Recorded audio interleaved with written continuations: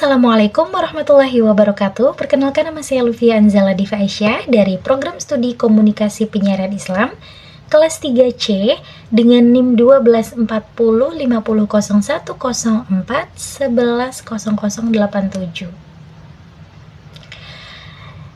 Di video ini kita akan membahas garis besar tentang jurnalistik.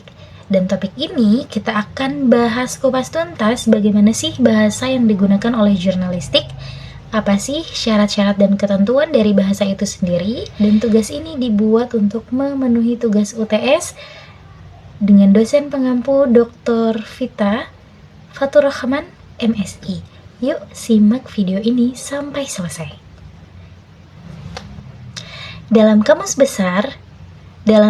bahasa Inggris, jurnalistik ini adalah the collection and editing and use for a presentation through the media and writing design for a publication in a newspaper or a magazine.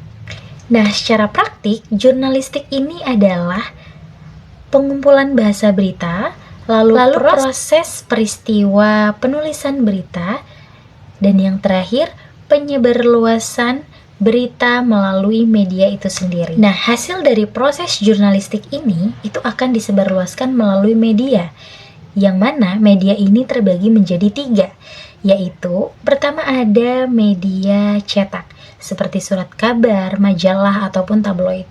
Yang kedua ada media elektronik nih teman-teman, seperti radio siaran, film, bahkan sampai ke televisi. Nah, yang terakhir ada media cyber, yang mana biasa dikenal dengan media online, seperti situs-situs berita, website berita, ataupun media dalam jaringan, dan lain sebagainya.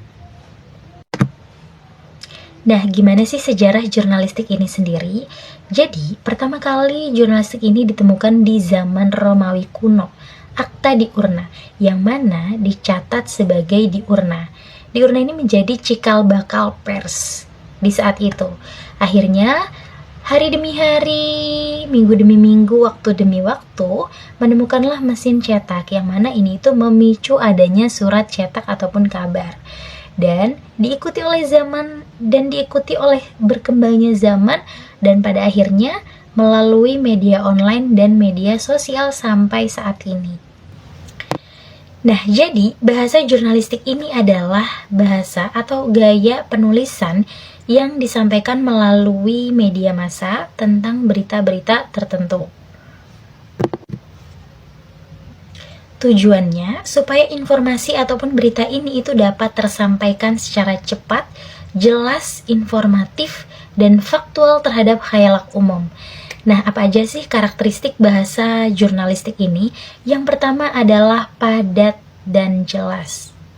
Yang pertama adalah singkat dan padat, di mana bahasa yang harus digunakan ini itu adalah bahasa yang singkat, jelas, dan mudah untuk dimengerti, agar masyarakat pun juga dapat memahami secara efektif.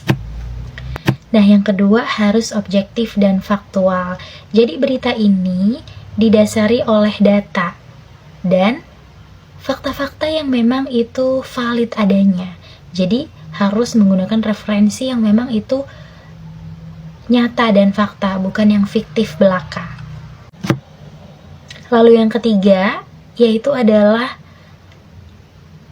lugas dan rapi, mengikuti gaya tata bahasa yang memang itu pantas untuk kita keluarkan dan untuk dibaca oleh masyarakat. Menggunakan bahasa Indonesia yang baik dan benar sesuai dengan KBBI. Dan yang terakhir, bahasa dari jurnalistik ini tuh harus terstruktur rapih, mulai dari atas sampai bawah, mengikuti ketentuan-ketentuan yang sudah ada.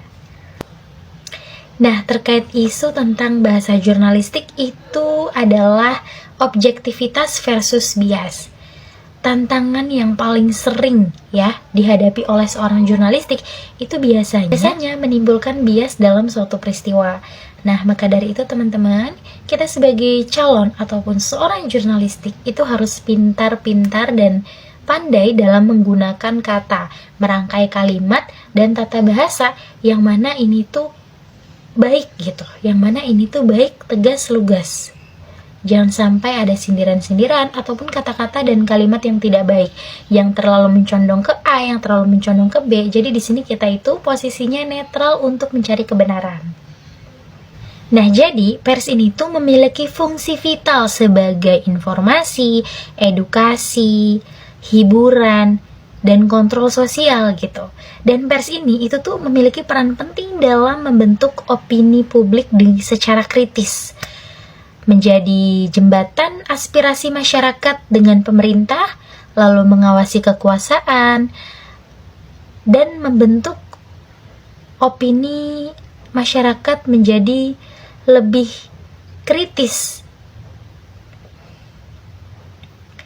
dan mencerdaskan masyarakat melalui berita-berita yang faktual dan mengedukasi, serta menjadi sumber ekonomi melalui iklan-iklan tertentu.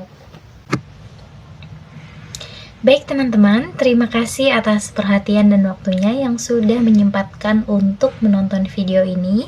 Semoga video ini bisa bermanfaat untuk kita semua. Wabillahi taufiq wal hidayah. Wassalamualaikum warahmatullahi wabarakatuh.